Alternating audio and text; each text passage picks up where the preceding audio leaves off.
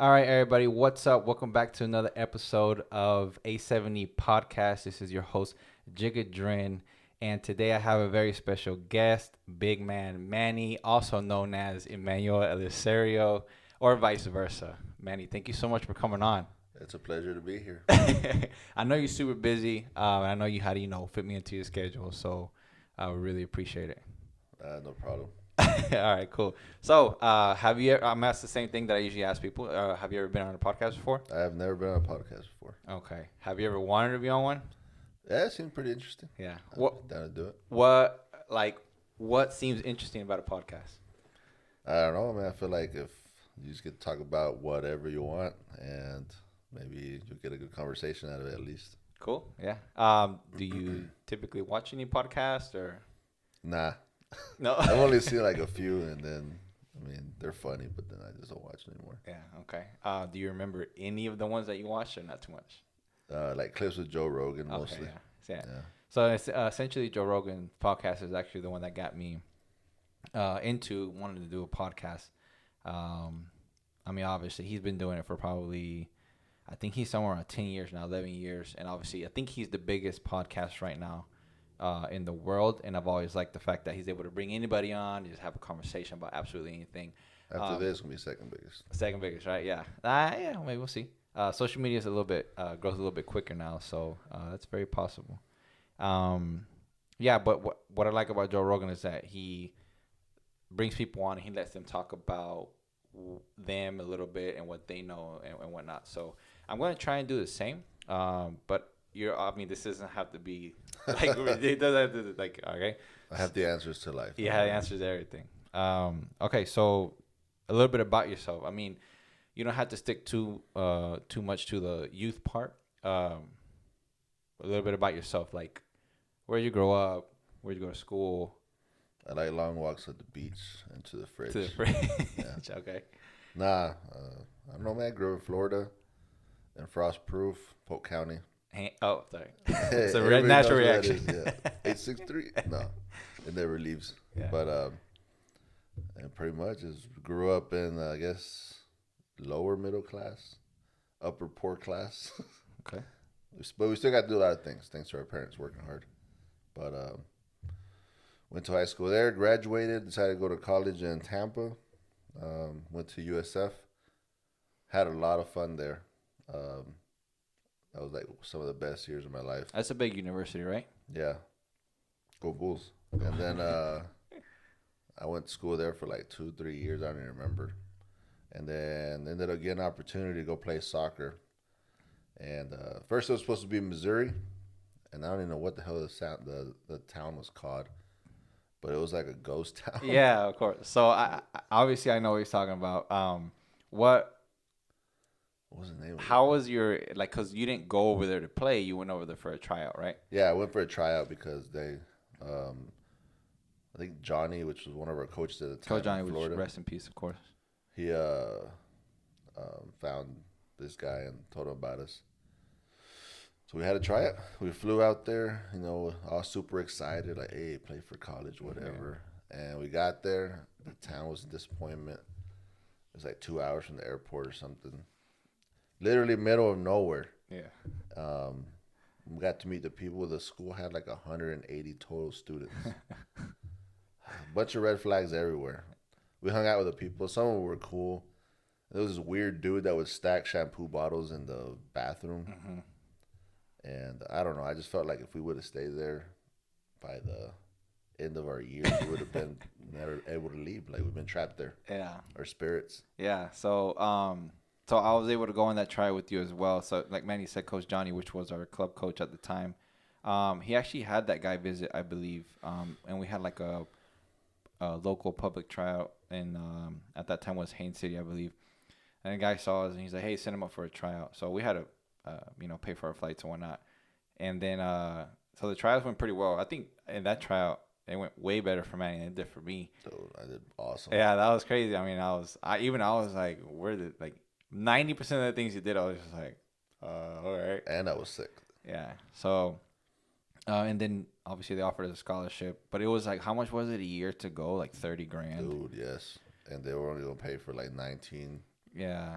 I was like, man, that's a ripoff. It's a private school, that's why. Yeah, I know, but that was ridiculous, man. Like your closest like little fast food situation was like Subway, and that was probably like a mile down the road.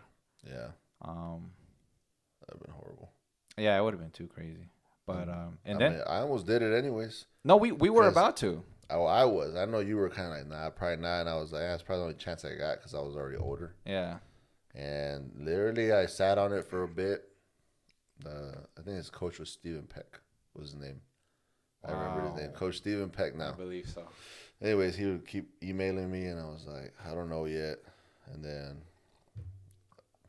thankfully, Coach Rob from Northwest in Wyoming, he was starting out a team. He contacted us and said if we wanted to, did we have to try out, or he just said, hey, he just went off of it, right? Yeah. It's just like whatever happens. I got to deal with him. It wasn't a super big scholarship, but it was nowhere near as expensive, and it sounded nicer. Yeah, and so that one was actually a reference from Shane. That's from Shane? Yeah, for sure. sure. I thought it was Coach Johnny. No, okay, yeah. So, but Shane got connected from Coach Johnny, right? Mm-hmm. And then, so Shane was in, and then Coach Rob asked, "Hey, do you have any other players?" And then obviously we played club, and Shane's like, "Oh, these two brothers, like you gotta sign them, right? Whatever." Shane the Snake. Shane. Yeah. So he helped us out there, and it basically allowed us to get into the team without having to do a tryout for the most part. So that pretty much means that he spoke highly of us to some degree. So actually, Shane, I appreciate that, man. If you ever come across this video, just real quick, whenever you speak, just a little bit closer. And I got like a little girl voice, so you got good. All right, good. There you go.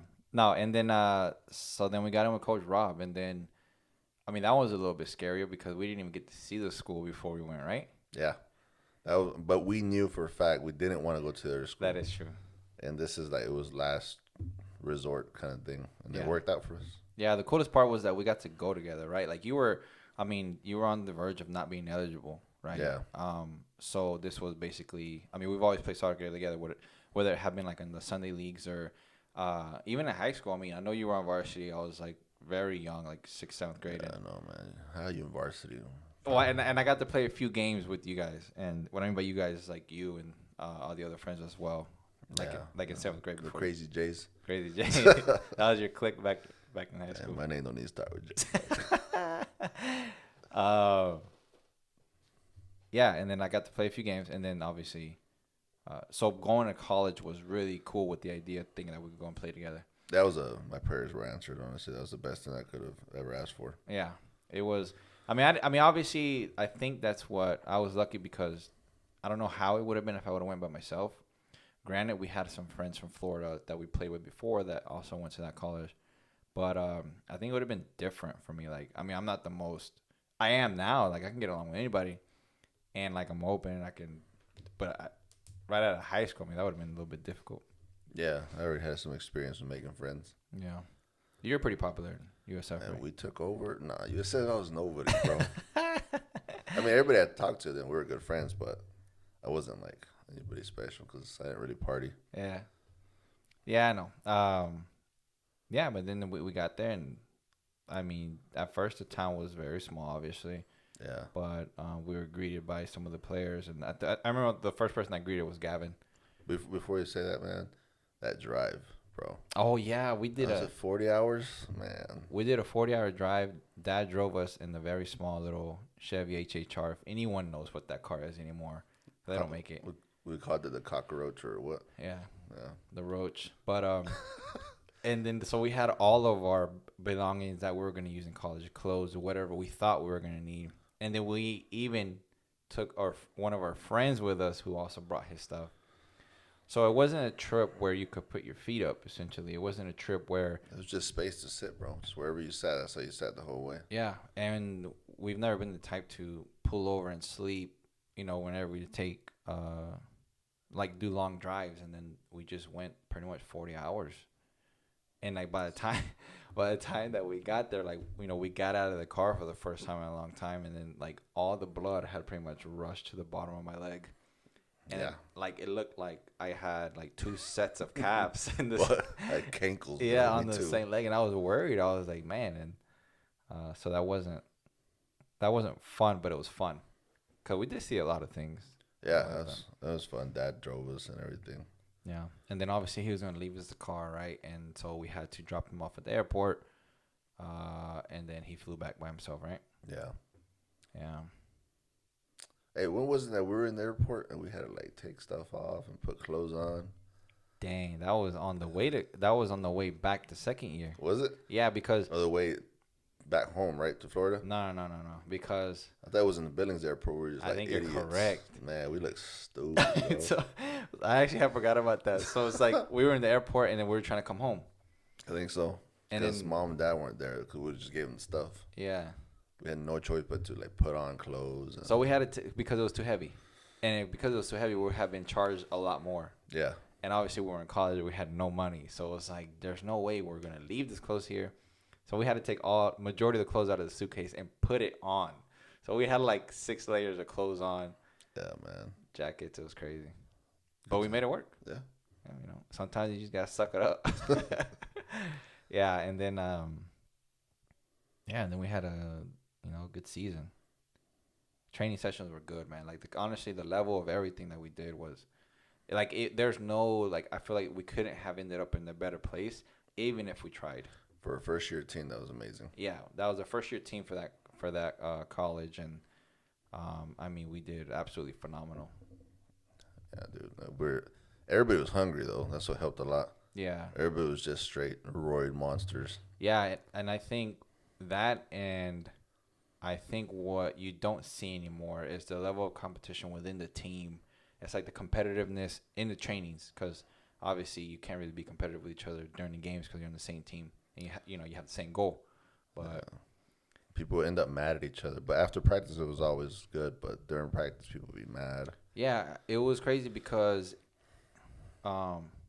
everybody had the same mindset. Like there was a few who had that mindset, but the other people had an adaptive mindset. It's like there was so much aggressiveness and so much competition. And like to me, it was mind blowing. Like I would see like, our own teammates like throwing elbows at each other and like getting in each other's face. And I'm just like, dang, dude, like, but as soon as the whistle blew and the training session was over, it was like completely over. Yeah. And like it never happened. And I'm like, that was a first for me in seeing something like that and wondering to myself, is like, how did you go from 1,000% to back to zero? I have no idea, man. I mean, I'm never angry at anybody, but I would see them just like, dang, they ain't gonna talk no more. Yeah. And I mean, I never got angry at anybody. Like I was the type where I would get hit a lot, but I never complained. Like I never complained about anything because I was always scared to, dude. Like I would tell them to hit you. Yeah, say, he's a girl. Yeah, so proof. No, so but Manny's right. Like there was a lot of times where we would see our teammates literally throw intentional elbows, make contact, and like still be going at it. And I'm like, well, that's the end of the friendship.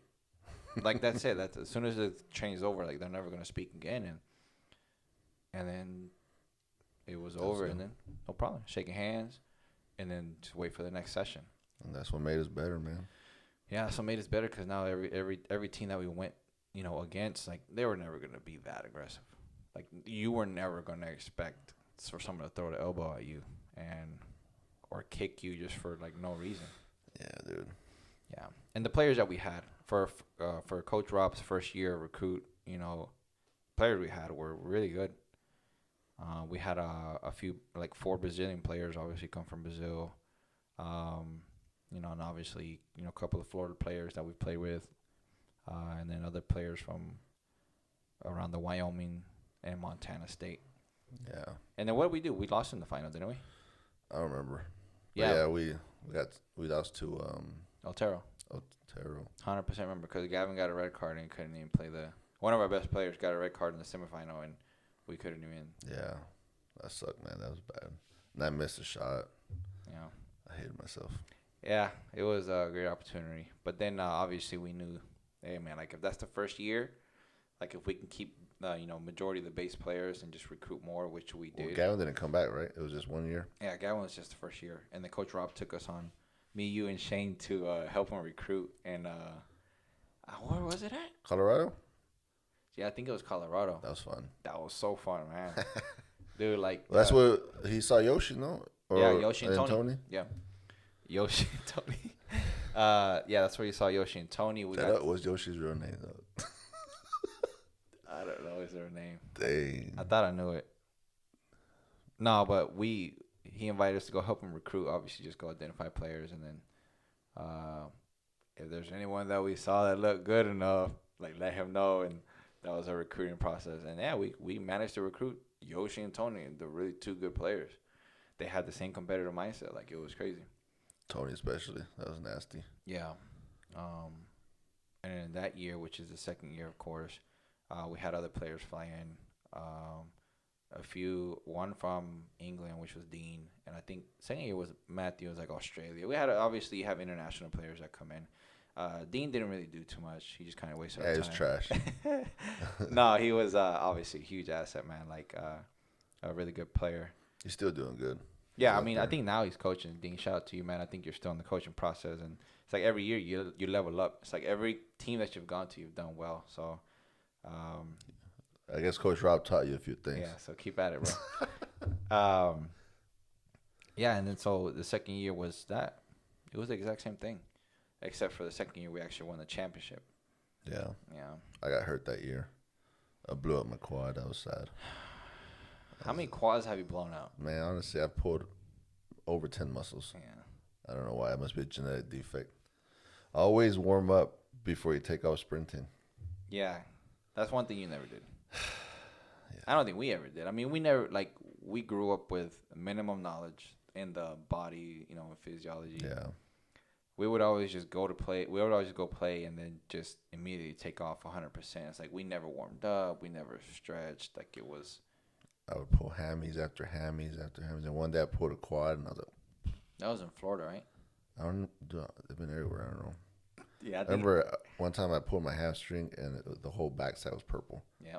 And I was like, my room was in the second or third floor. I was just limping up the stairs every time in college. I was just like, man. That's crazy. What, USF? Yeah, USF. Yeah. But the quad was the worst one. Yeah, I still have dents in my quads. Both quads, right? Yeah. Both. I actually remember you getting injured both times. I think one was in Wyoming and one was in Florida on the Saturday leagues that we used to play. No, they were both in Florida. Oh, both in Florida? Yeah, it happened before I went to Wyoming. Man, that's crazy. No. Yeah. Otherwise, I'd be like a super fast professional player right now. Yeah, by now, for sure. Me and Messi would be friends. No, and then, yeah, those were tough. And then we graduated. We got our associates. You got your associates. That's science. We both did, right? Mm-hmm. For athletic training? Well, it wasn't for it, but it's just an associate in science. And then we just took some athletic training classes. Oh, okay. But really? Because I thought the degree said something about athletic training. Oh, I mean, I don't remember. I have You probably never looked at it, right? You're so used to school. You're like, yeah. Another one for the refrigerator. Yeah, so we actually got to graduate together, man. That was cool. And obviously in between all the fun, like, I mean, we had, got to hang out. Like, what would you say, like, majority of the times that, so Coulter Hall was we had like majority of the team there.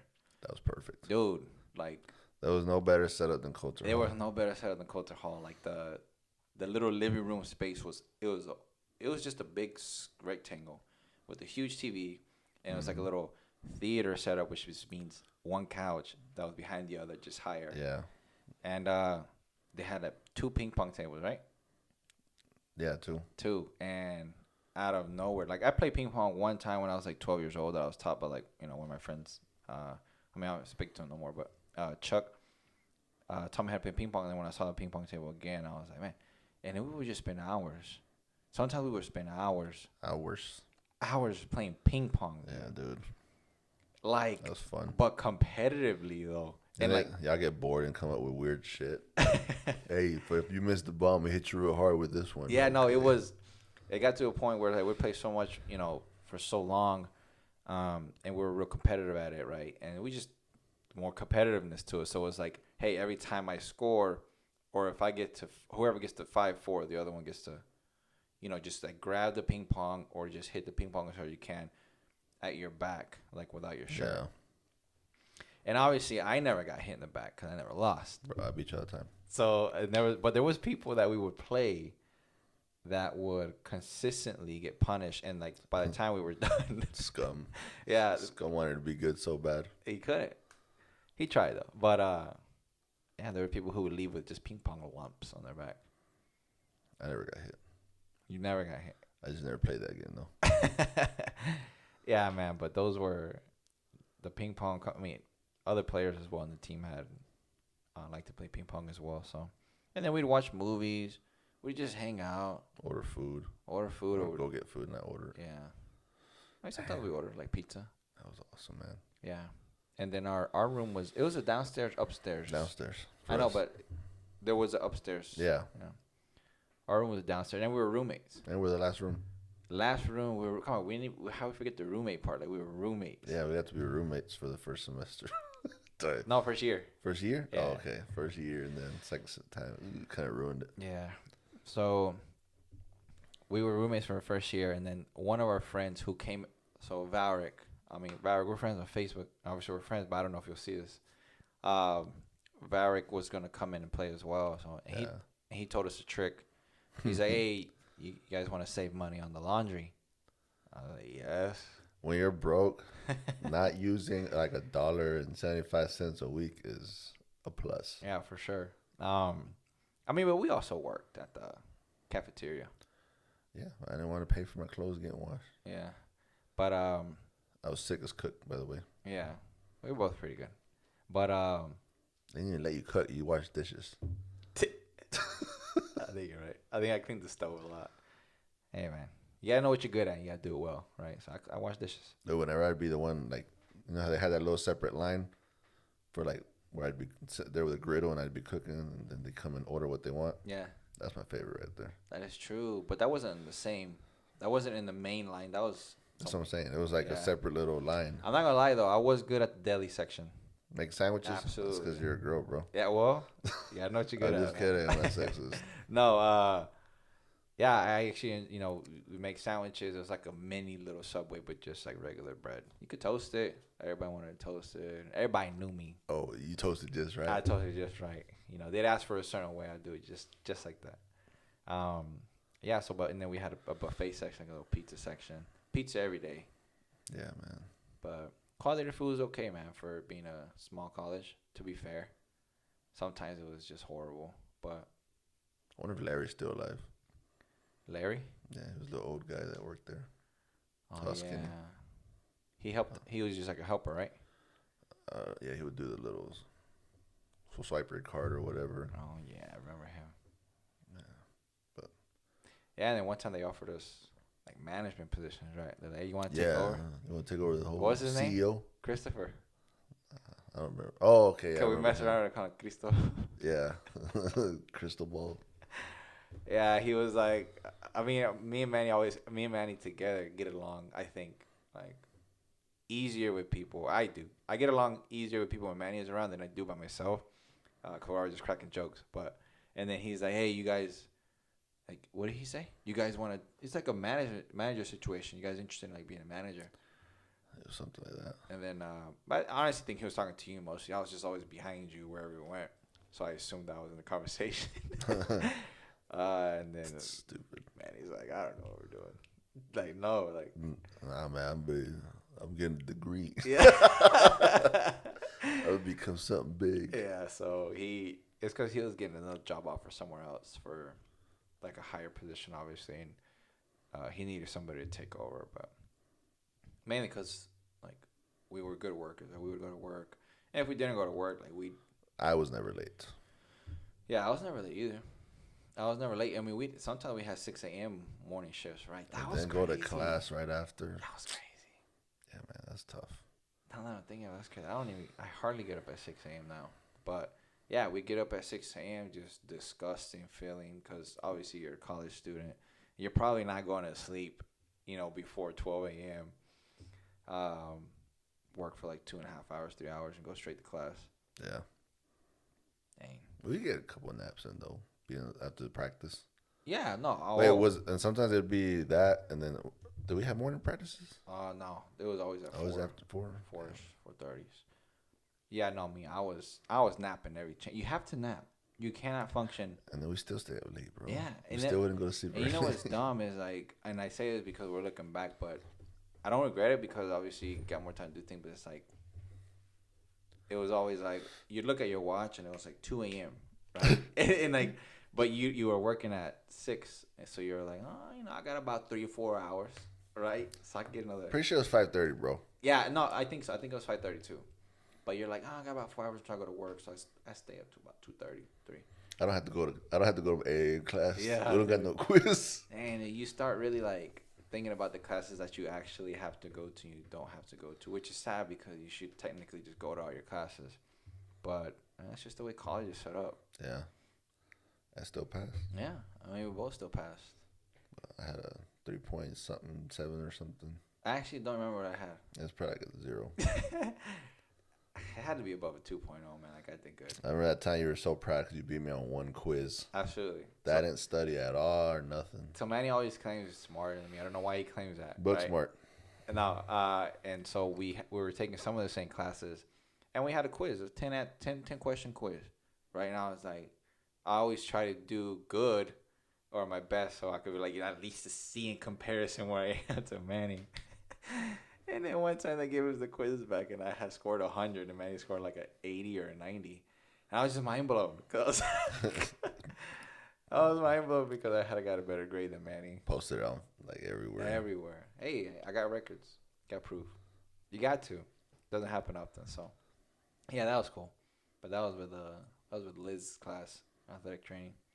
Yeah, she's super cool, man. But I think she went to another school.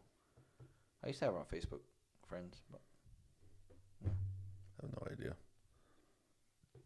She probably didn't add you. You'd always give her crap about stuff. You were always like challenging her. Man, she's dumb, man. No, she's not dumb. She said something dumb. Talking about. Hold on. Before you say that, okay, I'm gonna do the quick pause and then we're gonna come back. All right.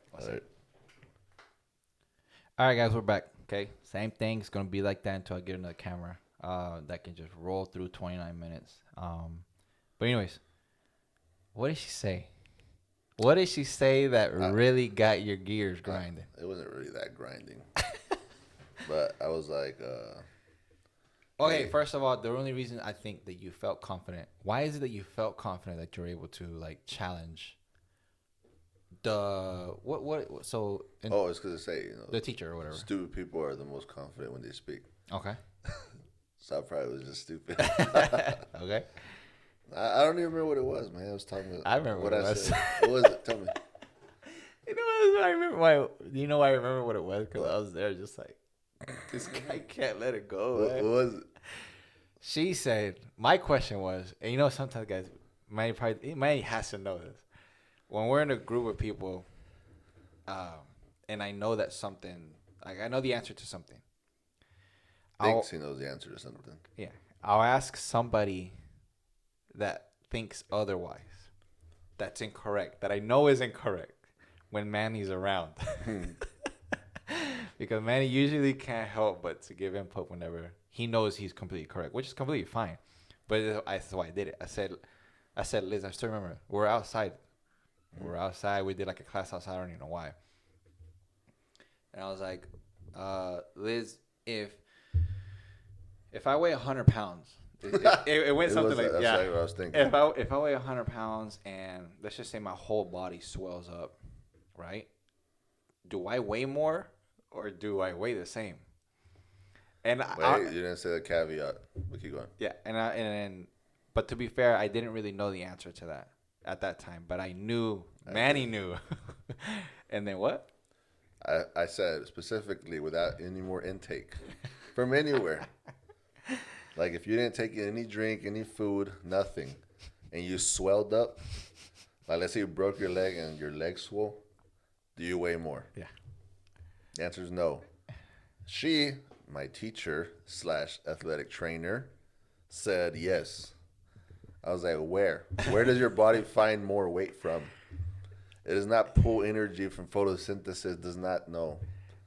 So if you don't intake water, nothing. It's just displaced fluid. Yeah, and I didn't know that until he explained it like that. But whenever she said yes, I was like, wait, is Manny gonna be incorrect for once? Like not for once, but like it is for once. Yeah. And then, so then I started to think for a second when she said yes. I was like, hey, I thought you would weigh more. But then I think essentially you broke it down to if you're not bringing in anything from the outside in, there's no way that you can weigh more. It's like those people that say, I diet really hard and I still don't lose weight. And I'm just like, or some people that say, I can't lose weight even though I don't eat. I'm just like, you're lying because there's no possible way your body will increase the weight if you're not taking in any And food. that's what I say, man. Like, guys, on my last video with Mona, we had 190 views now. We got 12 subscribers, okay? And I'm not even sure who the subscribers are right now. But if there's, like, when I was in Austin, because I just came back from Austin, I was helping people lose weight, gain weight, whatever. And it was always the same thing with people who are new to, like, wanting to, exercise and lose weight, whatever. It was always that. It was always, man, like, I'm exercising so much. I'm not even eating anything. And it's like, I can't lose weight. And it's just simple. It's like you are eating something. Yeah. That's why you can't lose weight. Or you're gaining muscle and you're still staying the same, but your fat percentage is changing. So people sometimes they just go off what the scale says, and that's not helpful. Yeah, guys. If you're looking at a scale, it's very difficult for you to completely be satisfied with the numbers on the scale because, like Manny said, if you're going up muscle but down in body fat, your number's probably going to stay the same. Or go down really slow. Yeah. And originally, I heard, and I think it's true, the reason why the scale was invented was because back then they needed something to weigh flour. And, like, whenever they were doing flour by bulk, they just put it on a thing that says the pound, whatever. So it's like if you put 100 pounds of flour, all right, that's a bad example. It doesn't matter. That's why we always encourage to do an Inbody Test. What's an Inbody Test? That's a test that it measures your body. It sends electrical current and fat and water and bones, muscles are all supposed to have different like resistance or whatever to the current. I'm not 100% sure on this, so don't quote me. And so what happens is it shoots that current, and then whatever it gets back, it kind of distinguish between water, fat, and muscle and bone, and it can tell you how much fat you have percentage to muscle. And that's essentially always going to be better unless your only goal is to lose weight. Like if your only goal is to lose weight and make the number smaller in the scale, then keep using the scale. But if you want to make sure that what you're losing or what you're gaining to be specific, an Inbody is definitely going to help. Especially when you're trying to keep track of everything, like every 2 weeks, every 3 weeks, a month, or whatever. And it helps with motivation. Oh man, massively. Like helps. If you're at 180 and then you check next week or next month and you're at 178 on the scale, that looks crappy. But if you look at the Inbody and your fat loss was like 5 pounds of fat only, and you gained like 2 pounds or 3 pounds of muscle, that's perfect. Yeah, for sure. So, why do we go there? Oh, because the weighing more. Yeah. So Liz didn't know what she was talking about. Yeah. So guys, the only way you can gain more weight is if you're bringing either food or liquids into your body. Okay. If not, and if you grow in size and you haven't done any of that, then you're probably not going to. And just real quick, the way you gain more weight is by how, Manny, specifically? Eating more. So you're telling me that I could, let's say, how am I still gaining weight if I'm exercising every day? Because you're eating more than you're burning. Okay, so let's say I'm burning 1,000 calories, right? Without getting too technical, why am I still gaining weight if I'm burning 1,000 calories? You must have a super slow metabolism. That's the only thing.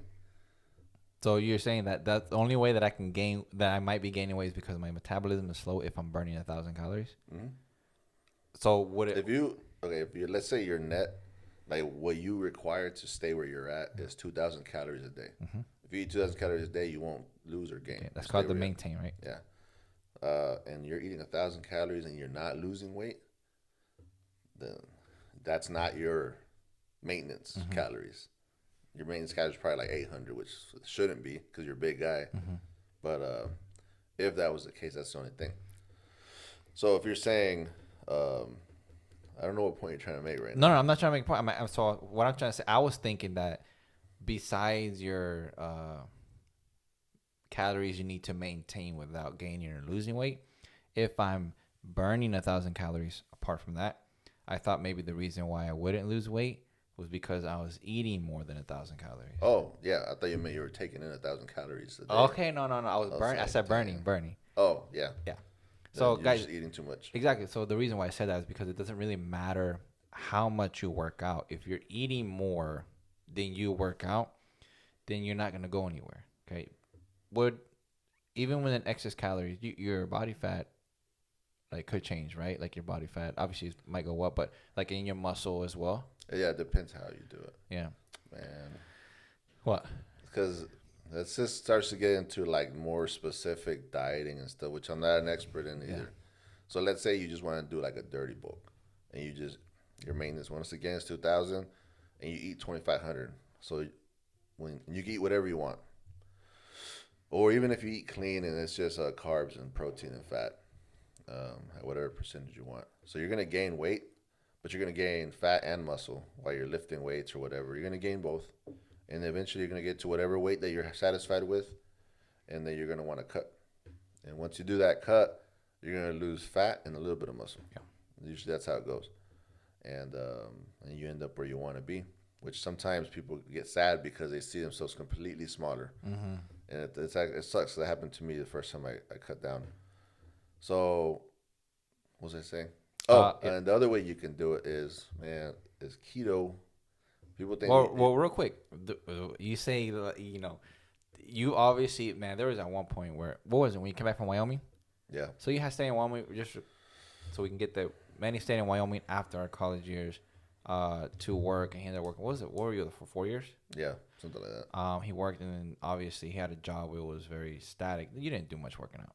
You didn't do any. I tried to work out on my days off, and one time I got lucky where I was just like 40 minutes away from the gym, so I would just drive there whenever I got off shift. But other than that, yeah, I was bulking without even trying for 4 years. Yeah, and so you came back. Dirty bulking. Yeah, you came back and you were massive in the worst ways. Yeah, it was about 255, 260. And then you decided pounds. what? I need to get in shape. Yeah. So at first I started just working out and eating healthy, like what I thought was healthy. 3 meals a day, vegetables, all that stuff. And then I would just go to No, it wasn't Planet Fitness. No. It was Freedom Fitness. Yeah, you can't make noise at Planet Fitness. Yeah. You got to make noise. Yeah, because when I deadlift, I'm like, Quick question. Do grunts actually help? I mean, it's not to help you lift, but it's like when you're lifting something heavy, you feel the animal trying to come out of you, bro. Mm-hmm. And that's the sound your animal makes. It just depends on who you are. Some people go, ah! Oh. Yeah. Hey, and then when you lift that weight that you wanted to lift your whole life, you get pumped. Like, you got to let it out. All right. So you were at Freedom Fitness. Yeah. And I would go there. Granted, I wasn't really like, I used to not even squat ever. And then I started doing squats, but it was on the Smith machine. That's embarrassing to say. And I was like, damn, I could do a lot of weight. I was Smith machining like 275. Why did you think Smith machine? Oh, because I was like, I don't have a spotter. That's safer. That's fair. I can rack it if I need to. I didn't think it was taking anything away. My knowledge about working out wasn't that good. Anyway, so then... How old were you? I don't remember. How old was I when I came? 26, 28? 27, I think. Something like that. And then, anyways... So, I'm sorry to keep interrupting because, like, I want people to realize and, like, to actually... that the reality is that sometimes people that have had success and they're, like, weight journeys or whatever, sometimes didn't even start till 27. Yeah. Like, my story was, like, I didn't lift my first weight until I had just turned 18, you know. But, so you were 27 when you just found out, hey. Oh, real quick, the reason I got fat was because after college, I kept eating the same, but I was not as active as I was. Oh, that's a great point. So the food stayed the same. My activity level went down. My weight went up. That's also a thing as well. It's like, you know, athletes in your life or that have played baseball, that have played soccer, whatever, and they've always eaten, let's just say however they like. Mm-hmm. But because they were so active and they were consistently training, their weight was always controlled or just kept down. So They never knew what would happen because they've always trained and exercised their whole life. They never knew what they would look like if the food stayed the same but the activity level went down. And then whenever they got fat, they were confused because they were like, "Hey, I'm not eating more than I used to. I've always ate like this." Yep. Like, yeah, bro, but you stopped running or exercising as much as you used to. One day I went to put my boots on, and it was the hardest thing ever. You're breathing hard, huh? Yeah. And I looked in the mirror, and my face was round, my belly was out. I was like, whoa. And guys, the only reason why I'm laughing is because like I saw him. Like I've seen Manny go through so many stages of like fit and then like, you know, not fit and whatnot. And I what was always like funny about it is because I knew he knew better. So it was like it wasn't like I was looking at somebody who was confused and really lost. It was like somebody who just likes to eat, man, and like who just hasn't started working out yet, and he knew what he had to do. Yeah.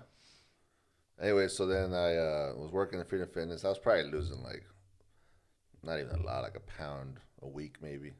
But I was okay. I was consistent. I would go every day, work out. And then finally I met, my mom was like, "Hey, you know, you have a cousin down here." And I was like, "Oh, yeah, well, who is it?" And then she said it was, and then she was like, "We should hit her up because it says that she doesn't really go out or do anything, and she works out." And I was like, "Oh, cool, it'd be cool to have a workout partner." So I hit her up, and I was like, "Yeah." She says she does CrossFit at Gold's, and I was like, "CrossFit?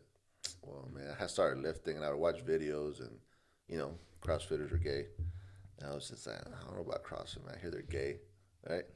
But I was like, "You know what? Try." That before you started, of course. Yeah, before I started CrossFit, and then I went tried CrossFit first time. I walked in there like, all these girls, right? There was mostly girls in there. And I went to do my first squat. I went ahead and racked on pretty good weight, thinking, you know. Oh, that's interesting. Was that your first squat without a Smith machine? It was my first real squat. Dang. I had tried squats before, but I don't think I was going down all the way, and it wasn't heavy. Yeah. So then I put it on, and I went. My weight fell straight backwards. I was like, what the heck, dude? I had 0 core strength. Dang. So I put on the weight that was necessary for me to do a squat, and I was having trouble, man. My body did not know how to do squats. That's crazy. It was embarrassing. Anyway, so I did that. That's like end of October. And then, like, coincidentally, I had another friend who we started motivating each other on Facebook. Like, "Hey, man, we should do this, that to lose weight." And he's like, "Hey, you ever heard of keto?" And I was like, "Nah, what is that?" He told me, "Hey, you eat high fat, medium protein, and no carbs or sugar." And I was like, "A lot of fat, man, that sounds wrong, you know, like everybody thinks." Why does it sound wrong? Because we're taught to not eat fat, that fat's bad or cholesterol's bad. Anyway, so I read and read and read everything I could about it. Because you do pretty good due diligence when it comes to something new in your life. Like I think like you take quite a bit of time to kind of research it. Yeah, I'm not just going to jump in. Some people do. That's why I say that. And then finally I was like, you know what, I'm ready. So I actually measured my food, weighed it, counted calories, did everything perfect. 3 meals a day, doing CrossFit at the same time. I was doing CrossFit about twice a day. And then in 4 months, I lost 40 pounds, and I was looking super lean. 4 months, 40 pounds, huh? Mm-hmm. So what, you were averaging this, what do you say, 2 pounds a month? 2 pounds a week? 2.5. Guess what? Yeah, 2.5. 4 times 4, 16. Yeah. And I looked amazing. But I looked really small, though. Because at first I leaned out completely, and then I bulked after that. And then I got to a place where I was very happy with my body. And I could do anything. We would run for fun. I would not get tired, play soccer, run back and forth. I was never tired. Because with keto, your endurance goes up too, just because of the whole, I don't know how to explain it, the mechanism of how cells use the energy and stuff. And you end up having more for the long distance energy. Explosive for like lifting heavy is not really there with keto, but endurance type stuff, it's there. Yeah, but you weren't doing it for the athletic part of it, right? You were doing it to shred. Yeah, I didn't even know about the athletic part till I figured I was just like, man, I feel really good, you know. And then I looked it up, and yeah, physiologically makes your endurance go up. Yeah. So whenever Manny did it, obviously, and I saw, and just real quick, try just for like the rest of the video, hold it a little. No, you can bring it to you. Yeah. Yeah. Like that. All right. So whenever Manny had the good results, I thought I'd give it a try, and I was like, yeah, right. And I did it for like 2 months, 3 months. I essentially did it because Gabriel, my little brother, I'm always trying to look out for him, but he was really overweight, and I thought why not have a little partner with me, and so we did it for like 2 months, and then yeah, I got some result, but you really couldn't tell because I was already skinny for the most part, but essentially, so what you were doing whenever you got your results was you're eating a lot of fats, right? Mm-hmm. You're like basically if you're gonna eat, you needed it to have fat. Yeah.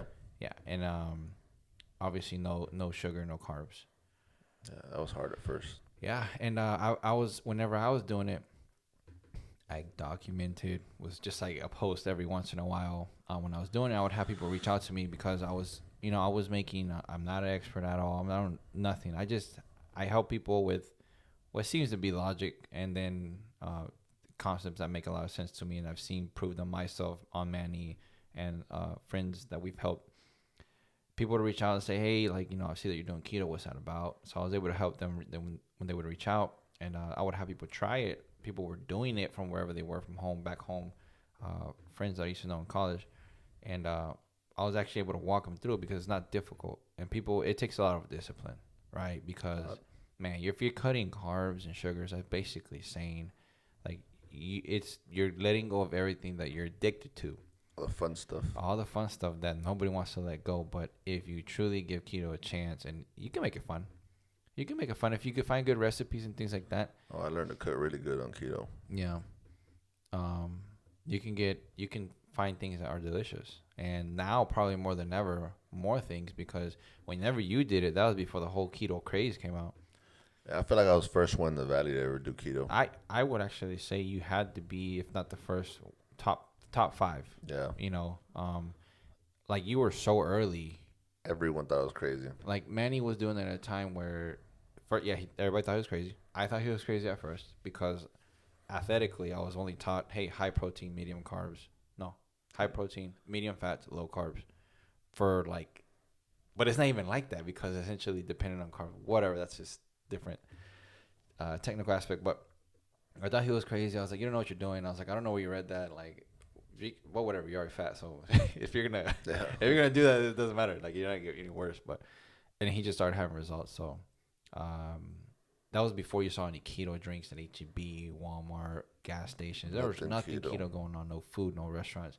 Now there's shops that are dedicated to keto meals. That could have been me. Yeah, like online meal food preps that are giving keto. And Manny one time suggested, he's like, I know you said something about wanting to like do like a keto drink or something like that. I can't remember what it was. I don't remember either. I can't remember what it was, but you were kind of early to the idea. But obviously, what keeps us from being successful sometimes is that we have a great idea, but we don't take action on it, right? Yep. So I was able to help people, and one of the people that I was able to help was our cousin Eli. Oh, yeah. Right. So that one was crazy. That one was something that I was not like proud of myself to be able to help someone consistently, but knowing that I gave good information. Yeah. Right. Obviously 99% of the information that I had was from Manny. I would always ask, like, if you're having results or something, I'm going to ask you that way in case I do it. I need to know. So Eli was in a potluck bet. Basically, whoever lost the most weight won the pot, and he was overweight at the time. And he was very overweight. He reached out and said, "Cuz I need to lose weight quick. What can I do?" I said, "Look, man, Manny lost weight quick. He lost good weight. I lost a little bit of weight because I only did for like 2 months." He's like, "All right, what I got to do?" I told him step by step, which it wasn't even. It was just eat a lot of fats, just let go of the carbs, sugars, and he did it. He lost like I don't even know how much he lost, but man, I'm about to I have it on my phone somewhere, but I think he lost like 30 pounds. Yeah, or more. Crazy. And of course, he won the potluck, and he won like I think it was like $800 or $1,000, something like that. So, what else? What else about keto? What else about your? And now I'm back to square one. Yeah, and the keto's a type that's like, if you let go for like 2 or 3 days, you're probably done. Yeah, it's hard to keep up, man. Especially when you add a cheat day. It's better if you don't add a cheat day until you reach your goal. That's like what I like to say. Like right now, I'm not on keto and I can't get on it because now I have a girlfriend. She likes to go out and eat, and she doesn't want me to be like limiting myself just because we're going out places and stuff. So right now, I'm just fasting in the morning, and then I'll eat like at noon or 11, and then I'll eat again tonight. And I try not to eat any restaurant foods. And if it's a restaurant food, I try to go somewhere like yesterday we got Japanese food. Because they tend to cook their foods. It's not like all processed stuff, and it's vegetables and noodles. And then like I Good cook, point. and then now I'm trying to cook more again because man, I just got back from working almost 6 months, 6 days a week, eating nothing but garbage food. I gained weight, man, and I stopped exercising because I was so tired all the time, which made it worse. Man, I am very bad shape right now. Would you say that? Because you said that you were really tired all the time. Do you think some of that comes from the quality of food you eat? Yes, 100%. 100%. You feel way different when you eat clean foods than when you eat dirty foods. Like that sounds very like Cliche. yeah, cliche, but nah, it is a thing, man. It's so true. And one thing that I want to mention, because he said that he fasts, and we were talking about this earlier, because we went fishing, guys, this morning for a little bit, and I used to fast all the way until 12, and then eat until 8:30, and then whatever. But it's an absolute fact in my experience, and I think in other people's experience, is that like if you're having trouble in the morning, like if you're the type of person that has been programmed to think that you have to eat as soon as you wake up because you don't, like you're not gonna die, nothing bad is gonna happen to you if you don't eat right when you wake up. Breakfast is the most important meal of the day, I think, but a lot of people I think get mixed up with breakfast being first thing you do when you wake up. Essentially, breakfast is just the first meal you have when you eat, whenever you eat it. Because it stands for break fast. Yes. Breaking your fast. Breaking your fast, and your fast being basically from the time that you didn't eat right before bed, and then without eating, obviously, during your sleep. And then when you wake up until you eat, that's going to be your fast. And then whatever food you eat first, that is the one that breaks that fast. And I think the quality of that food is very important. That's just my own assumption and opinion, but fasting helps a lot, man. Every time I eat in the morning, I have trouble. Like I sleep a lot. I don't even know how. Most of my friends know that. Like back in high school, dude, I would sleep in the car. I would sleep in class. I would sleep absolutely everywhere, and I didn't like it. I'm not saying that it was a food's part at that time, but I would sleep, and so I already have that trouble. So if I'm giving myself more trouble to like be sleepy, which it is when I have a huge breakfast right after, I just want to sleep for the rest of the day. So when I fast, man, I'm more productive. Like I haven't even eaten yet. We haven't eaten yet. Oh, we haven't. We haven't eaten yet, and we're at 12:04. A couple of sips of coffee, and I'm on fire right now. Like I broke my fast though because I was a little tired, so I took a little pre-workout. Okay, yeah. So that broke it about 30 minutes ago. Yeah. 15 minutes? No, we're on an hour. Real quick, whenever I was in Waco, yeah, one of my days off, me and my buddy, Cesar, we went to get a. Real quick, that already sounds like a great story. Okay, we're gonna pause. It's already been another 20 minutes. Okay, damn. I'm gonna pause and come right back, guys. All right. All right, guys. So sorry the battery went out there. This is officially one out. The podcast one was officially the longest one, but now this one's the longest one. There's gonna be a part where you hear the audio, but you won't see anything. But then it'll come back on with the video and audio. So, but essentially this is a podcast, so you're just listening. But all right, guys. Manny was in the middle of saying a story with his friend Cesar in Waco, right? Mm-hmm. Why were you in Waco, real quick? I was working there. All right, cool. So with this whole pandemic thing, a lot of hospitals need a lot of assistance with nurses. So crucial staffing is the people I went to. They're working with FEMA. Basically, we're just called FEMA nurses because we go and staff hospitals that are getting overwhelmed by the pandemic, by getting too many COVID patients, or because a lot of the nurses left or aren't working. Okay. And so first I went to Midland from like November to the end of December, and then January till May I went to Waco. And We're working 6 days a week, 12-hour shifts. We won't have that one day off, which is another reason I gained so much weight and stopped exercising. I tried at first. I really did. I was doing good, and then I just fell off the wagon. I just wanted to sleep all the time. Sleep, and then my days off, go fishing. Okay. But anyways, this one day, though, we went to go get haircuts, and the barbers never showed up. And then we asked the guy, he's like, oh, man, it's because one of our barbers died. And I was like, what? He's like, yeah, and I don't think the other ones are going to show up. I was like, all right. So we left, and we're like, hey, man, they told us about this place called Crispy Chickens. It's a local place, and they spelled crispy wrong, so that means it's really good. Absolutely. Right? Like, the less effort you put, like, in the quality of the brand or, marketing, that only means that you're putting more effort in the food you're cooking. Okay. We got there, it was just like a little house thing. It looked gross, man, and I looked in there, the people, they looked gross, too, like greasy. I was like, man, this food's going to be good. Okay. Went there, right? Dude that was helping us, really cool guy.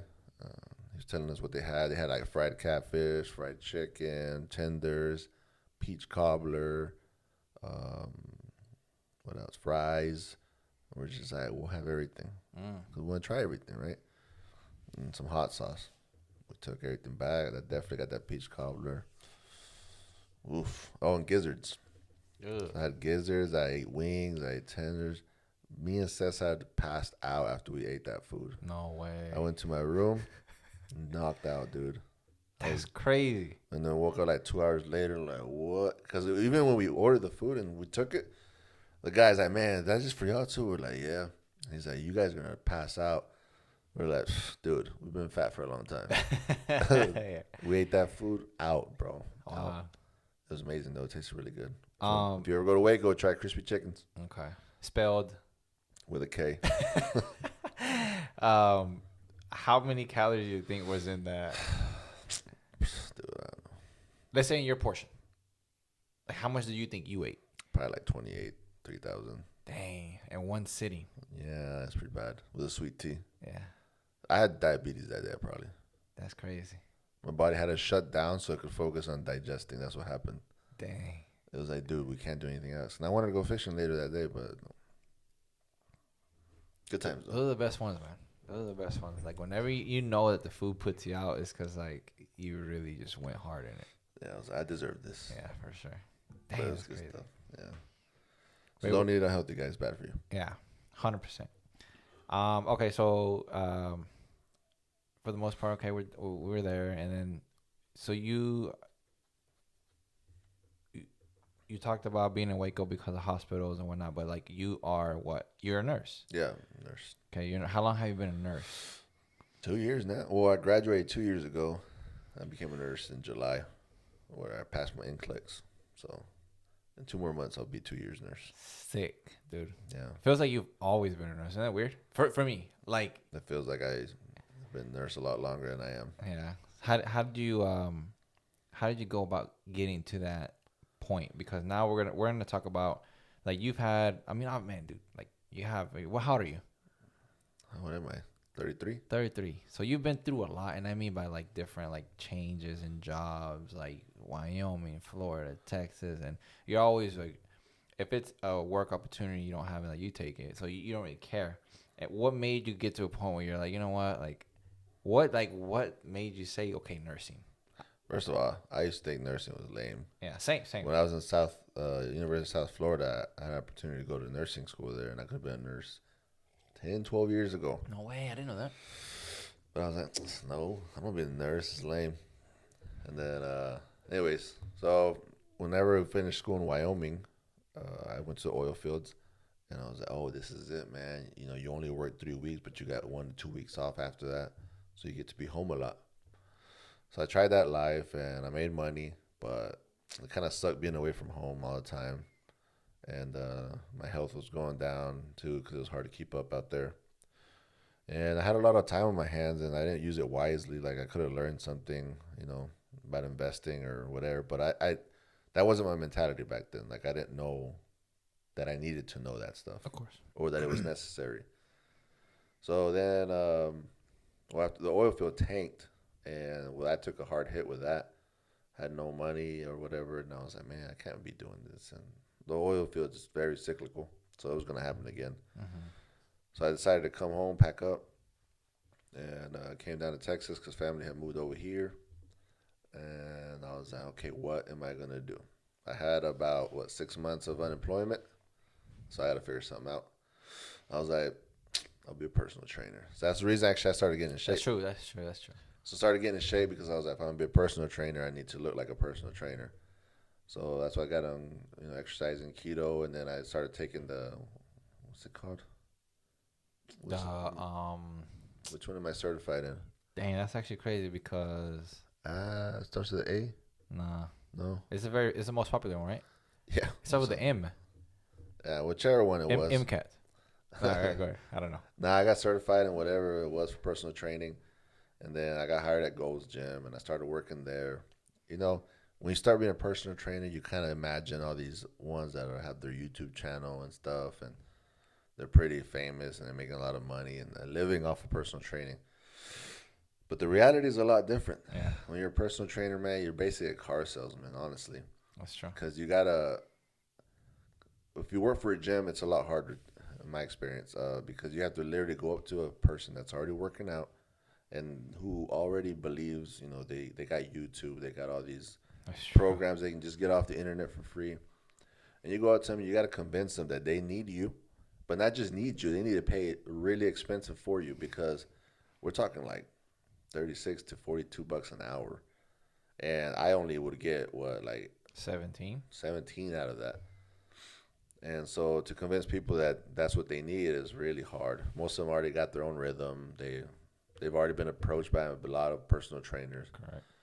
And I mean, I got a few clients. I would have very little clients. I wasn't really making money, but I was like, oh, eventually it'll grow. I gave it a year, man, and I wasn't making any money. Hey, I was one of your clients.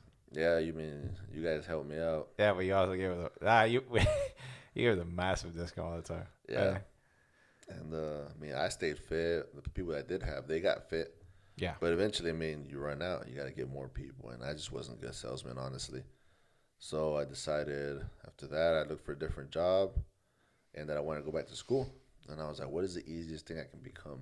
Because I already had all these credits from USF and Wyoming. And I was like, oh, well, I already have most of these things, so I can apply for this nursing school at STC. Mm-hmm. So that's what I did. I took the test. What the heck's it called? HESI. Mm-hmm.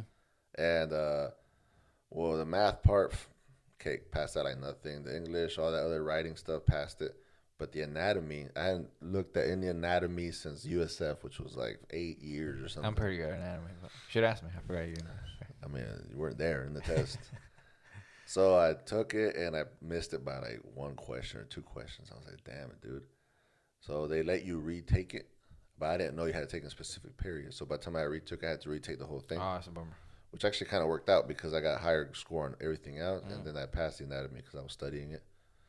And then having that higher score also gave me more points so I could get into the college. Yep. And then joined nursing school. But before nursing school didn't start till August. And this was barely like January or something. And I didn't get accepted until July. That's true. So I needed a job, and I started working in cable somewhere around like March. That job was rough. But it kept me fit, man. That job was like, you only got 1 day off every 2 weeks. That's crazy. Because it's Monday through Sunday, and then Monday through Saturday, and then you would have Sunday off. So it'd be rotating. And man, I was working like 14 hours a day. I was making, it was okay money, but because I was working so many hours, it wasn't like, I get paid a lot. When I look back, I'm just like, man, they freaking raped me. You remember me working at, like, I was grocery shopping. Oh yeah, dude. So I also didn't have a job. I'm not sure why. Oh, I had just been let go of my previous job, which was complete player with Coach Paul, and because they weren't doing the company anymore. And then I was like, dang, I need to do something. Something called Instacart came across. And essentially, you're just getting people's groceries and you're bringing it to the door. Like, and I thought, wow, that's actually a decent concept. And then they like told you how you were gonna get paid, and I was like, all right, this is a win-win. Like, I gotta give this a try. And that's when Manny would leave like at 6, 7 in the morning, dude. And you would come back like 7, 8 at night. And like he'd like come back like, all right, and like, you just look terrible. And that's the first time in my life that I felt bad for you when you worked at any job. And I was like, that's crazy. And then I felt even worse because I got to make somewhere around $700 to $800 a week. Yep. Just shopping for people's groceries. And then like obviously the labor was absolutely minimum, and I would work 6, 7 hours a day. And I was like, and I showed Manny one time, like, I was like, dude, you know, I'm making like, you know, this much money. He's like, yeah, right. Like, no way. And I was like, yeah. And I was able to show him because I got paid. And then that's when you were just like, dude, what? I was pissed, man. This man be like, oh, yeah, I'll be there, man. I just turn on my app for during this time and I'm good. Yeah. So just like, what? That was at the beginning stages. That was 3, 4 years ago. You were like the only one. So yeah, I was very early in it. I was very early in it, so I had a lot of say in what I worked, when I worked, and flexibility. So now I think they got so popular that they have so many drivers, so many people trying to work that now they do their own thing, and then if you want to work, cool. If not, then we'll get somebody else. But and then so after your cable job, but you already had experience. You've done cable with that was DirecTV. DirecTV back in Florida. Yeah, but cable was a little different, but essentially, I kind of knew the basics. Yeah. And I was good at it, man. I was crawling through attics in very hot weather where, like, when your sweat drips and hits the wood in the attic, it goes... Especially in Texas or... Yeah, dude, it was tough, man. I don't know how... Now that I think back and I crawled in certain spaces where I was like, man, there could have been a tarantula there and I would not have been able to escape fast enough. That was it. One of the scariest moments for me was one time I was under a trailer, right? And I was kind of crawling and it was about a foot above me. And trailers usually have, like, this, like, I don't even know what it is, made out of, like, cardboard or something that covers the actual hard floor. Yeah. Like on the outside skirt? Yeah, there's insulation. It's like a skirt. No, in the inside. Oh, under. And there's, like, a insulation. And I was crawling, right, and there's a big old piece of insulation missing, right? And I get there, and I get right when I pull from under, bro, there's just a big wasp nest of wasps. All their wings were, like, up. My heart... just dropped. I wanted to vomit, dude, because I was like crawling like backwards. And as soon as I popped up, I was like, I could feel my blood leave me. My soul left. My soul had already run. My body just couldn't. Yeah. And dude, I was just like, I just crawled out as fast as I could. I was like, man, that sucks. Because bees for you were. I'm kind of afraid of bees. Like, I'll kill them. I won't run. Yeah. I'll run towards them if I have to. Yeah. But I really don't want to get stung by a bee again. Yeah. I've been stung like 30 times in my life. But anyways, so I did cable. And after that, I started school. And then that was it. So my parents helped me out a lot with providing a place to stay. I ended up doing like some Instacart myself. Yeah, that's right. I joined Instacart, and then whenever Grubhub came out, I joined them too. But nursing hustling. Yeah, nursing school, I tried to stay in shape. First level, it was kind of easy to exercise and go to school and work. And then second level started getting a little tougher. I was working out with my dad, waking up early, and we'd go work out. And then once he left to work, I kind of had my workout buddy, and then school got even harder. So I was studying more, and I kind of lost that. And then that's true. So I kind of started falling off. And then another year and a half, I lost almost all my fitness. And but I was a nurse. Yeah. And I applied for work, and I started getting back in shape and working and everything.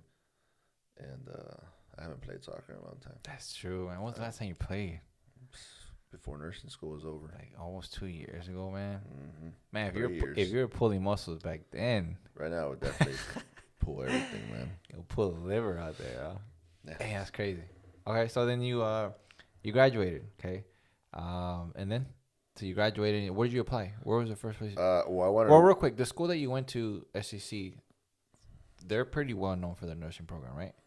Here, they are. Yeah. Not like in the world or in the country. Yeah, but it's not easy. No, dude, their program is very hard because it's they call it just a 2-year program. Yeah, it's like accelerated.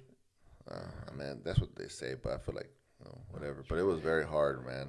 Like, you're studying all the time. Those kind of test questions you're not ready for.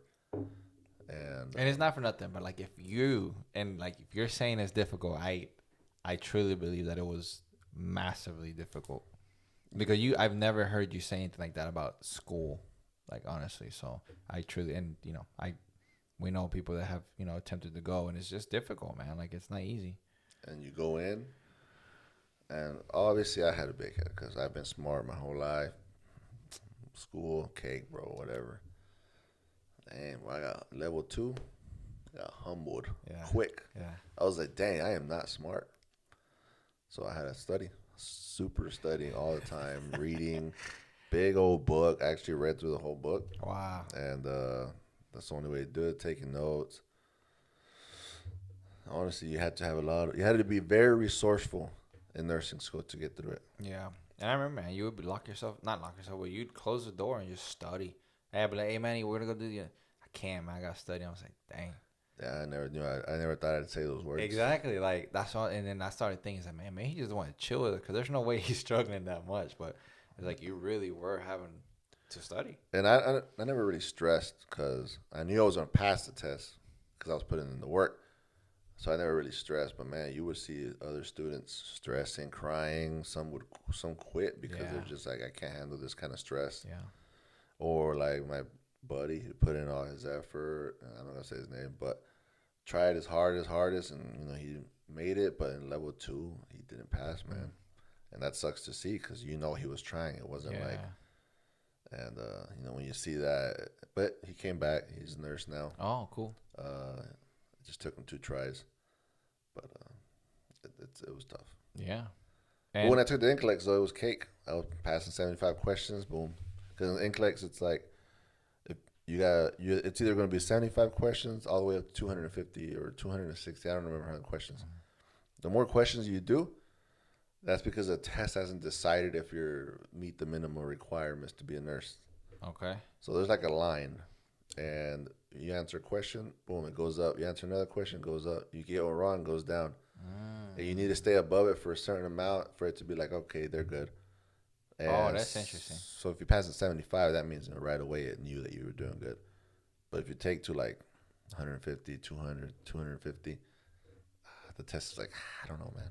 I don't know if you're ready to be in there. Yeah, and that's fair. Because I think, obviously nurses, I'm only speaking about like here because this is where I've seen you be a nurse, but like if you're going to be a nurse, man, like you got to be ready to be a nurse because you're about to be in situations where it's like, I think you have to know what you're doing. So that's what you think, right? So when you get to become a real nurse, yeah, boy, all that book stuff you read, all that stuff, it's like goes out the window. Really?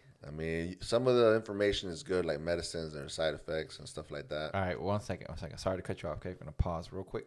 All right, so you were saying, man, everything that you went through in school, like all the sleepless nights and studying hard. When you become a real nurse, it goes out the window. Why?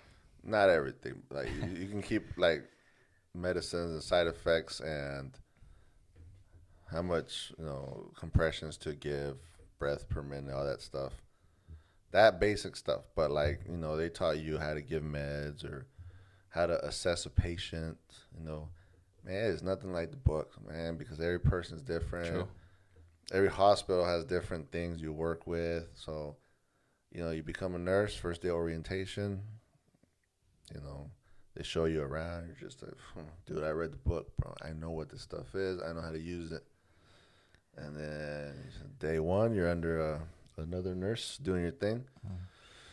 And, nurse trying to tell you everything. Oh, here's how you document this, document that. You're like, dude, I know.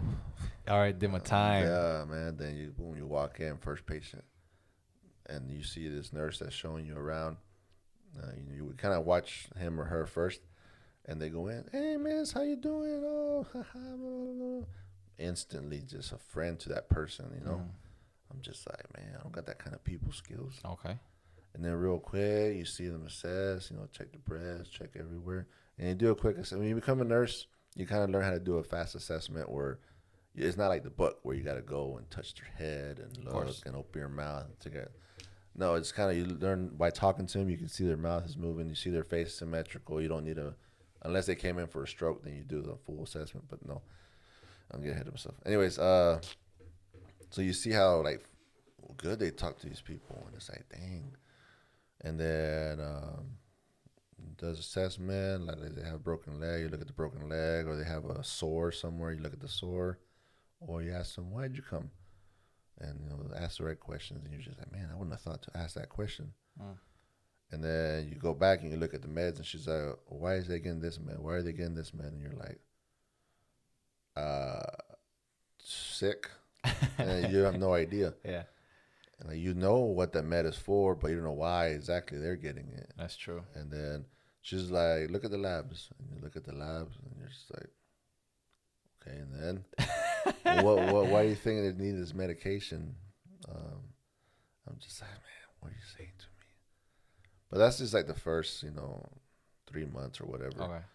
Okay. Orientation is usually like 3 to 6 months. Well, it's actually 6 months. And you can ask for more time if you think you need it. I needed money, and I learned as fast as I could, and I was out in 3 months. I was like, no, I'm ready to be by myself. Nice. And so what happened, there was a big shortage of nurses when I was 3 months in. And my supervisor was like, I had already told her, I was like, hey, as soon as I can, I want to be out. Like, I think I'm ready.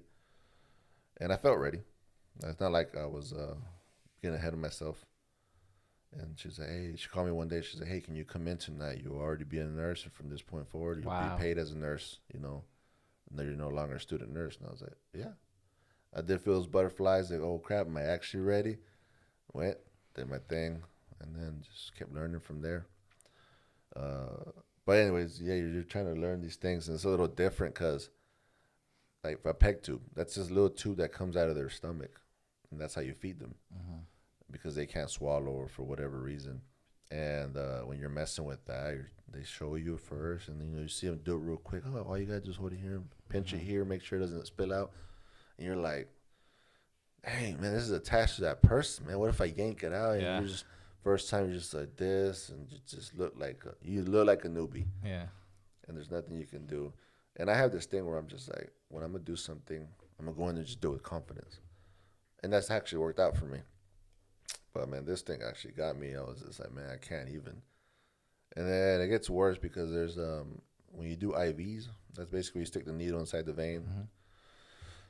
When you first start out, you don't know how to talk to people yet, Right now, like, if I were to do an IV on, let's say, an old person, an old lady, I'd be like, hey, man, how you doing? My name's Manny. I'm going to come in here, and I'm going to start an IV on you. You're going to feel a pinch, but, don't worry. I'm pretty good at what I do.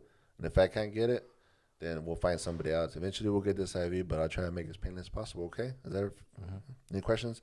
And they'll be like, oh, no, it's okay. And then you go, and I can do it now. And they'll just be like, oh, it barely even felt it. But when at first, you're just like, scared. Hi, I need to do an IV on you. And I wasn't able to give reassurance. A lot of it's talking to people. Yeah. And how you tell them that you're going to do something, and they'll accept it. And then you're poking a needle in a human being. That's crazy. And you're just like, man, you're looking at them like, is this the vein I want to use? I don't know. Oh my gosh, this is going to hurt.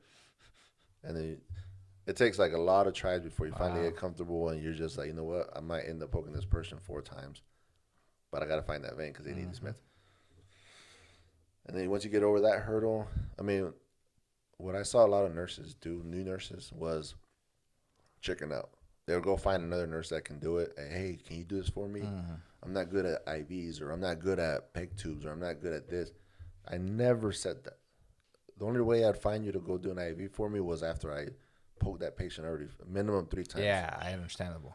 And then, because I needed to learn. I didn't want to be asking for help. So I rarely would ask for help. It was literally, I can't. But I would see other nurses, and then they'd just be sucky. Like a year later, they're not good at hands-on stuff because they kept chickening out. Anyways, and then you get to the fun stuff, which I use that word not in like, I'm so happy people are dying. Yeah, it's like, just fun. yeah. It's excitement. You get adrenaline rush, and it is sad, but you can't help but feel a rush when you do it. And that's when people code. When you have your first one, and you're the one that has to do the compressions, and you're just like, I'm standing over this person that's heart has stopped, and it's up to me, and you're just like, man, and you got all these other nurses around you, like just everybody's spitting out commands, but everybody's doing their job right. Like, Wow. you're the one doing compressions, right? The other one has the bag mask over their head, and then they're pushing. You're compressing. You got these other two nurses trying to start IV on both arms, and the patient is like moving up and down. And they find the IV, and then you got these other ones preparing the medications. They push the epi, boom, the epi gets pushed. They already got the electrodes on for the life pack. Mm-hmm. You see their waveform. It's just like squiggles. You're just trying to get that perfect little sync to come back. Dang. And the doctor's in there getting ready to intubate, but we got to, this is so much. And you're just like, man, I'm a part of this. We're trying to bring this patient back. And then there's that time that says, all right, everybody stop compressions. They check the pulse.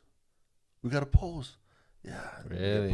You feel the pulse. You see it on the little thing come back. And then the doctor will start to intubate. Wow. Or whatever, if he hasn't already. And that's just super exciting. And I never get tired of it, ever. I've been with the COVID. Yeah. I've been in so many codes that, like, I don't freak out anymore, but I still get excited. Yeah, of course. And then before it was like, oh man. Okay, here goes. Nope. And now it's just like, okay, I know exactly what I need to do. Oh, somebody's already compressing. Okay, let me make sure I got the bag going. Oh, so there's already somebody doing that. Get the life pack. Oh, there's already doing that. Oh man, I better try to start an IV. Oh, somebody's already done that. Let me get the medications that I know we're gonna need ready. True. So whenever the doctor shows up or the code team, you're already started the code, and they can just ease into it and continue on for however much longer. It sucks because sometimes family doesn't want to let go, and you just got to keep going. Wow. Until finally the doctor calls, and you're just like, man. The saddest part isn't when the patient dies itself. Sometimes it's when you see the family's reaction to their death. It's just like really bad. Like, you're just like, man, I'm sorry, I tried, but yeah. But like, you're not the one to break it to the family, right? It Or depends. sometimes. Yeah. I mean, who's the closest? Usually it's a doctor. The other hospitals I've worked at, they're just like, nah, man, the doctor's the one that tells the family. Yeah. I don't know why, but my hospital, some nurses would be the ones to break it to the family. And it was like, I remember one time this patient passed away. He was under my care. And he was actually like 41 years old. He had COVID. He was on a BiPAP. But he was very like restless, and he kind of was like, no, I'm tired of this. Because the BiPAPs are very uncomfortable. But that's the only thing that was working for him. And he was kind of a mean person, but he was also frustrated. On top of that, he would yank it off and be like, "No, I'm tired, just whatever." But we couldn't let him die. We can't be like, "Oh yeah, okay, kill yourself." So we had him tied down, and he ended up passing away. Anyways, he went to VFib. Like, I literally walked out of his room to go see another patient for 15 minutes, and when I was walking back, he was already dead. Wow. And I was like, the charge nurse at the time, his name was Aaron. He's like, man, you want to break it to the family, or do you want me to do it or whatever? I was like, you know what? I need to learn this. Right? This is something I hadn't done yet. I called. His dad answered, and I was telling him, man, it was in Spanish. Yeah. Oh. So on top of already not knowing what to say, I said it. I felt like it was very Blunt. Yeah. Very not enough emotion behind it, and let them know that we tried our best. Nothing. I was just like, when I started this, más quería dejarles. Real quick, will you think that's because of a language thing? I think it was just the fact that I've never done it either. Because even in English, I don't think I could have done it I'll just tell you right now. Okay. So I told him, and basically what I said was, hey man, hey sir, calling from a hospital, your son was here. Just to let you know, he died, like that. And he's like, oh, okay. And you could hear the pain in his voice, and he just said, thank you, and hung up.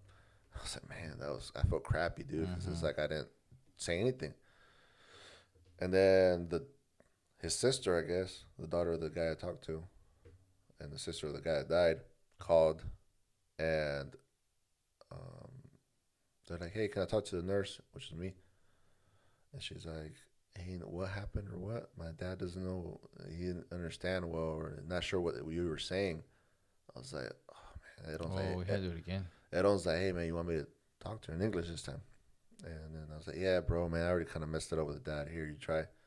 Man, Aaron's done this a lot, and he's very empathetic with his patients stuff. And he's like, "Hi, ma'am. I'm very sorry. We did everything we could, but sadly, we weren't able to get him back. And we want you to know that we're here for you if you have any questions. We have full support. Because you also have to ask them like, we need a funeral home, and that's a sucky conversation to have. Yeah. Because you need to get the body out of there, especially because we had bodies stacking up. And it's like, you got to tell them, like, hey, when you have a funeral home, let us know, and we'll get everything, paperwork ready. And, but the way he said it was, like, amazing. Like, I was like, why couldn't I have said that? Yeah. And I sound like a complete idiot. It's like, patient died, give us funeral home now. Dang. But that's another one that I have to learn how to do. I don't run to the same amount of death anymore, so it's going to be very rare for me. Yeah, man. It's part of the learning process of anything you do. You're not going to do it as good as you will do it in the future, And the worst part is when you notice it. It's like, dang, that was, I could have done that way better. And then you can't get it back. So, unfortunately, that was just one of those times. Dang. It's always like a part about nursing is when you practice stuff, it's on real humans. So, okay. I know what you're saying. Saying these things to a person that did lose a family member. With emotions and all that. But that's the only way to get better. Yeah, man. That's the only way. That's crazy. Man, those stories are intense. Like, I don't think you've shared some of those stories with me, so this is my first time hearing it too, and that's interesting and to try to imagine all that. So, and I'm sure, I plan to be a nurse for a while, I quit. No, you should be able to come across them a lot more, so be able to handle it better. But man, obviously that's just a part. I think maybe we're halfway through of many things that you say, but we're gonna end it there, and then obviously maybe in a couple of weeks bring you back because you're on break right now, right, from work, and then you plan to get work soon. Yeah. Whenever you're done hanging out, which you definitely deserve, and then maybe we can talk about your experience in the new area that you're at. So, we just talk about the pandemic, how that went. Yeah, exactly. And the next one can be the pandemic and everything that whatever, firsthand, outside sources, inside sources, whatever. And then maybe I don't know. I really don't know, guys. I haven't had a huge conversation with Manny about his time in the pandemic. For this, it's funny. It's like sometimes I don't even want to talk to you too much, but we can talk forever. It's because I wanted to bring something onto the podcast. So. Finally got you on. So next time maybe we can clear some things up for us. We'll see. I don't know. I truly don't know. Yeah. So all right, Manny, thank you for coming on, and we will see when it is that we can get another one. It was a pleasure. Look forward to doing this again. It's pretty fun. All right, guys. Thank you so much for joining me for another episode. I believe this is episode 6, guys. This is your host, Jigger Dren. And guys, please, I haven't said this in my other videos because I'm still getting started. I'm still brand new. Guys, if you can please like and subscribe, that would definitely help. If you enjoy just regular conversations, if anything here interests you of any sort, put it in the comments. I'd like to see it. For those of you commented in my last video, thank you so much. Yeah, ask many questions, reach out to them, whatever. 9 times out of 10, the people that I bring on are very friendly, helpful, and they like speaking to people about anything. So if you could help me out, man, that'd be awesome. I'd be super grateful. All right. Thank you guys so much. And until next time, bye.